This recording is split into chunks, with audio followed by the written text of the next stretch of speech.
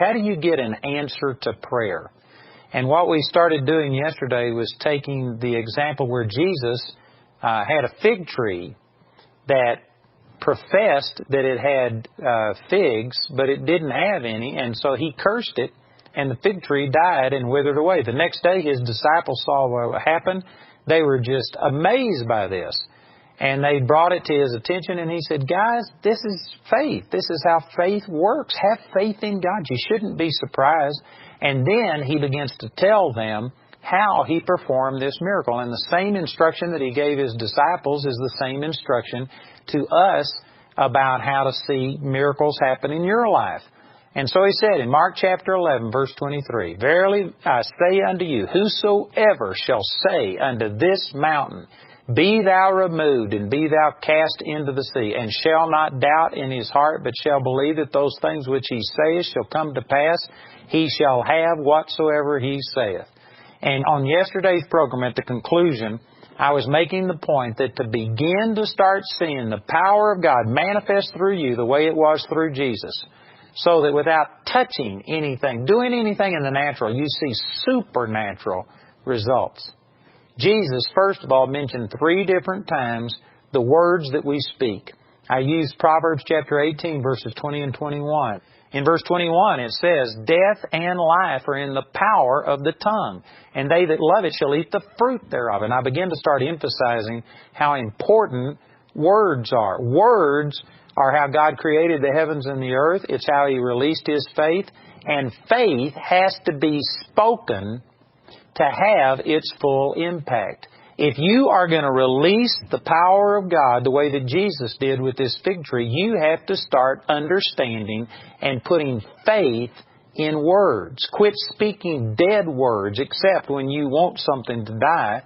Quit speaking idle words. Start using your words to release the power of God. Man, that's a powerful truth. And let me also make this point. You know, there are a lot of people that they don't understand the power of words. It's obvious by the things that they say. And if you don't have any faith in your words, then the fig tree won't have any faith in your words. Or whatever your problem is that you need to speak to. Remember in this context, Mark chapter 11, verse 23, Jesus said, Whosoever shall say unto this mountain, the mountain would be like your problem. If you were speaking to cancer and telling cancer to die and get out of your body, and yet you don't believe in the words that you speak, then you know what? The things you're speaking to won't believe in the words that you speak. You can't have it both ways. You can't sit there and just speak hundreds, thousands of idle words thinking that they don't matter. I'm just shooting the breeze. I'm saying things that, you know, they aren't life or death. They're just nothing words. And then turn around and speak words and expect them to work. You're going to have to get to where when you speak words, you mean what you say what you mean, you put faith in words. That's important. You know, I was recently in Uganda, and I ministered over there, and this is my first trip to Uganda, and I really don't know a lot about it except just that week or so that I was over there. But from what I understand, you know, African time and clock time aren't the same things. When you say that we start a service at a certain time, that's usually when most of them just start moving in that direction. And it's not unusual to see people be 30 minutes or an hour late. And you know, we've got a discipleship program over there that one of our Bible college students, Leland Shores, is administering, and I was just really impressed. I'm going to give an update on Uganda in just the next week or two, and I think you will be really blessed to hear what happened. But here's my point, that Leland over there has decided that instead of allowing people to come in 30 minutes, an hour late in these discipleship classes, they literally, they don't shut the doors because many of these churches don't have doors. And they're meeting in these structures that don't have doors, don't have windows in them. And so it's not like they shut the door, but I did see them put bicycles across the entrance, and they will not allow people to enter after a certain time. And they just say that that's ungodly. You know, ungodly means not like God. If God tells you He's going to do something, if He says He would be somewhere at 10 o'clock, then He's going to be there at 10 o'clock. And if you aren't there at 10 o'clock, then you are ungodly. And they are retraining these people. And some people think, well, I think that's restricted and you shouldn't do that and you shouldn't be that strict. But again, it goes back to this principle that we're talking about. Whosoever shall say unto this mountain and believe that those things which you say shall come to pass. If you don't believe in your words, if you tell somebody, I'm going to be there at 10 o'clock, and you aren't there at 10 o'clock, you aren't a person of integrity. If you are going to start seeing supernatural power released through your life, you're going to have to get to where when you say something, you mean what you say. You will swear to your own hurt and not change. You know, I remember one time we were getting an alarm system put in our building, and I called some people, and I had some people coming to demonstrate their alarm system and make a sales pitch, and I'd already had a couple of people do it, and this one salesman showed up 30 minutes late. And when he got there, I noticed that he had a cell phone on his belt loop, so he could have called. But you know what? He was just 30 minutes late. And so when he came in, I said, well, you're late. And he said, oh, yeah, I got to talking. And he says, you know, I'm a few minutes late, but he says, you know, I'm ready now to give you the demonstration. And I told him, I said, I don't want to hear it. And he just looked at me and said, but we have an appointment. I said, we had an appointment 30 minutes ago, and you weren't here. And I said, you know what? If you don't care any more about what you're saying than to be 30 minutes late, and you do that before you get my business, then what's going to happen after you get my business and you tell me you're going to do something? I said, you aren't a person of your word, and I just don't want to do business with you. This guy was just shocked. Like, how could you do that? Well, I was shocked that somebody would treat what they say so lightly. I understand that you could have a problem like in traffic or something, but if you got a cell phone, you could call and let a person know. I'm not saying that I'm mean or strict about this, but I believe that words are important. If you are going to see the supernatural power of God operate in your life, you're going to have to get to a place to where you quit using foolish, wasted time with your words, and you're going to start saying things and mean what you say, and you've got to start understanding the power that's in words. If you don't believe that, and if your speech is betraying you, that you do not understand that words have death and life in them, if you don't believe that, if you don't understand it, then when you go to speak into your problem, it won't believe you either, and it won't understand it, and you will not see the results that you desire. Well, that's a powerful truth. So Jesus in Mark chapter 11, verse 23 is teaching on how you see the supernatural power of God manifest. And you could apply this to healing. If you want to see cancer flee from you when you speak to it, well, then you're going to have to get to where you start meaning what you say. You're going to have to be a man or a woman of your word. You're going to have to quit listening to words that are foolish and vain. Every time you do that, every time you hear somebody using profanity, doing things, and you expose yourself to it, I'm aware that we can't live in a vacuum and there's going to be some exposure, but when you can do something about it and you don't, and you just allow words to come your way and it's unimportant to you and you've desensitized yourself to it, you also are cutting yourself off from seeing the supernatural power of God operate in your life. According to what Jesus said in Mark 11:23, you're going to have to start believing in the power, the creative power that's in words. He said, whosoever shall say unto this mountain, be thou removed, and be thou cast into the sea, and shall not doubt in his heart, but shall believe that those things which he saith shall come to pass, he shall have whatsoever he saith. Well, that's amazing.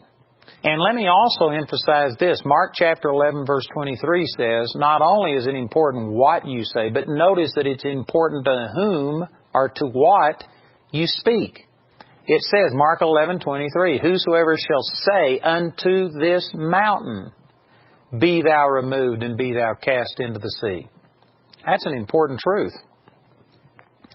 We're talking about prayer, and we're talking about how to receive the petitions that you've desired from God. And there are at least three really, really important things in Mark chapter 11, verse 23. We've already talked about that you've got to start understanding and believing in the power of words. Also, here's another thing. It says, whosoever shall say unto this mountain. It didn't say that you talk to God about your problem and ask Him to intervene. Now, this is kind of a subtle truth that some people miss. But if you can track with me right here, this would change the way you receive from God. For you not to say, oh God, please remove this fig tree. Please kill this fig tree. Please get this problem out of my life. Please heal my body. Prosper me financially. For you not to ask God to do something, but instead you to speak to cancer and command it to die. That's exactly what Mark 11:23 is saying. Whosoever shall say unto your mountain, if you've got cancer, then cancer is your mountain.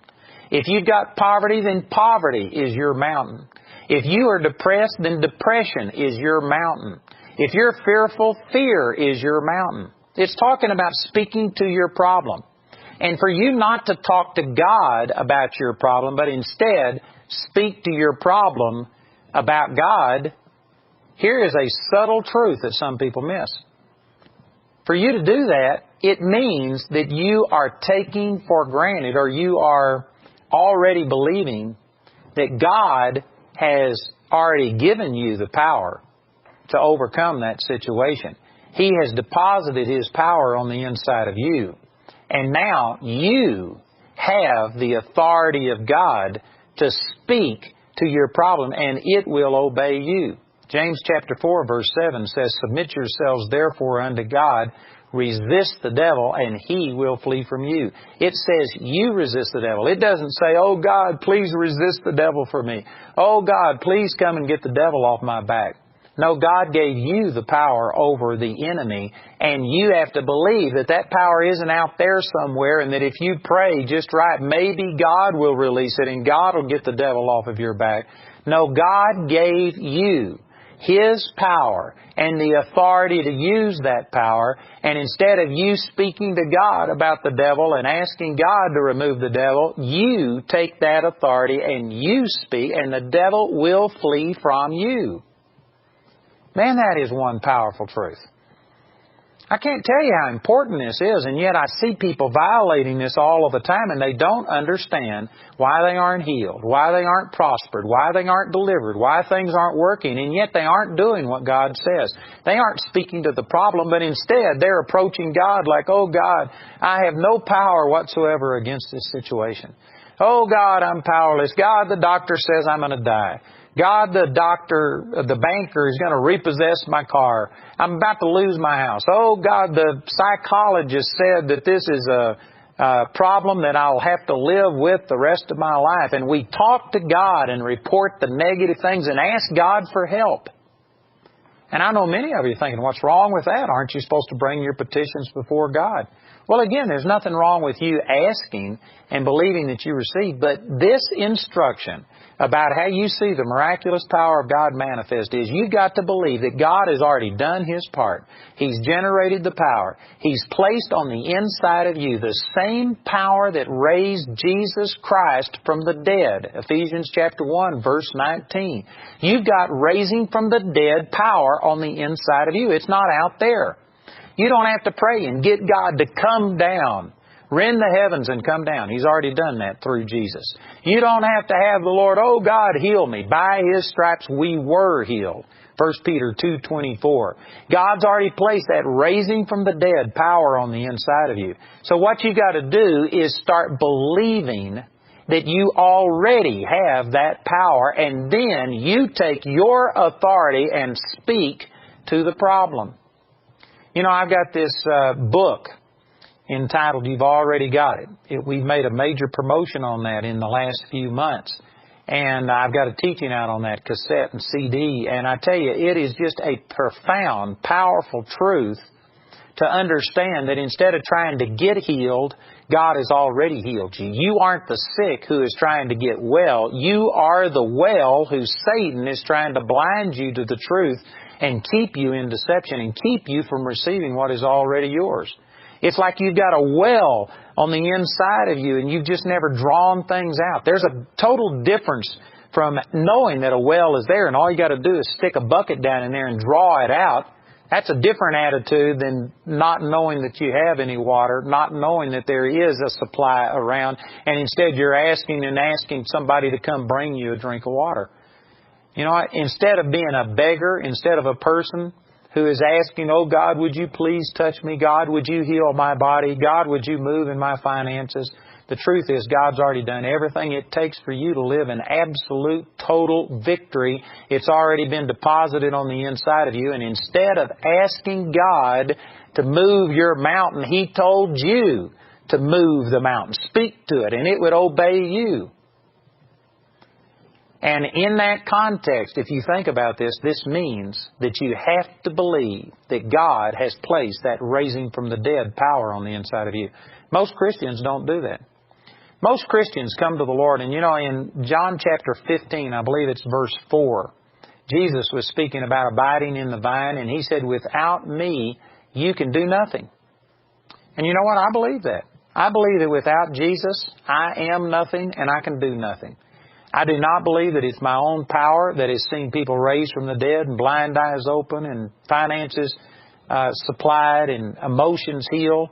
I don't believe that it's me. It's God's power. So I would agree that, yes, without Christ, I am nothing. But I am not without Christ. He will never lead me nor forsake me. And so, in a sense, yes, there is a place to emphasize that without Him, we're nothing. But unless you flip that coin over and see the other side of this and understand that I'm not without Christ and that through Him I can do all things, Philippians 4:13. Through Christ I can do all things. If you don't have both sides of that coin, if you don't have these apparent opposites, this apparent contradiction in balance at all times, that I'm nothing by myself, but I'm not without myself, and through Christ I can do all things. If you don't keep both of those things in balance, then you're going to be out of balance. You are going to sit there and say, oh God, I can do nothing. Oh God, we have no power. Oh God, please move in our life. And you just can't understand. You think, well, I'm praying, I'm asking God, why aren't things working? Well, we aren't doing what God says. First of all, we don't believe that when you got born again, that God gave you supernatural raising from the dead power. And so we are approaching God and saying, oh God, please take this away. That's not what He told us to do. That's not faith. Some of you may not understand what I'm saying right here, but it's actually an insult to God. When we come and say, oh God, please heal me. Oh God, would you please move in my life? Oh God, would you prosper me? That's a statement of unbelief, because the Bible says that by His stripes we were healed. 1 Peter 2:24. It says that He wished above all things that we prosper and be in health, even as our soul prospers. 3 John chapter 1, verse 2. And so God has already prospered us. He's already put this power on the inside of us. You've got to believe that you've already got God's power. And instead of asking God as if He hasn't done His part, believe that what God's Word says is true. He's put this power on the inside of you, and He gave you the power of words to release that power. You've got the power, and now you've got the authority, and you release that power by speaking words and speaking to the problem instead of speaking to God about your problem. Boy, if you could understand that, this would totally revolutionize the way that you pray. So much of what people call prayer is people begging God to do something when the truth is God's already done it. It's not God who needs to move. It's you that needs to believe. Take your authority and you command the power of God to be in manifestation. That's not the attitude that most Christians have. Most Christians approach God in prayer as if He can do anything, but He has done nothing. And they ask God to move and to heal and to bless and to prosper, when the truth is the Bible says He's already done all of those things.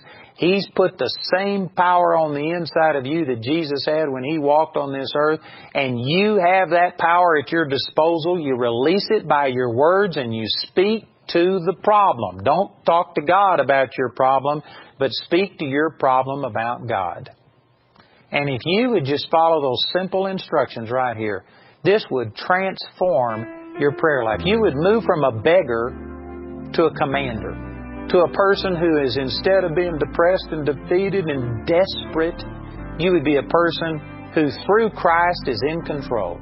He has made you more than an overcomer, and all you have to do is stand your ground and put yourself in agreement with what He's already said and command that power to flow, and you would start seeing the supernatural power of God manifest through you.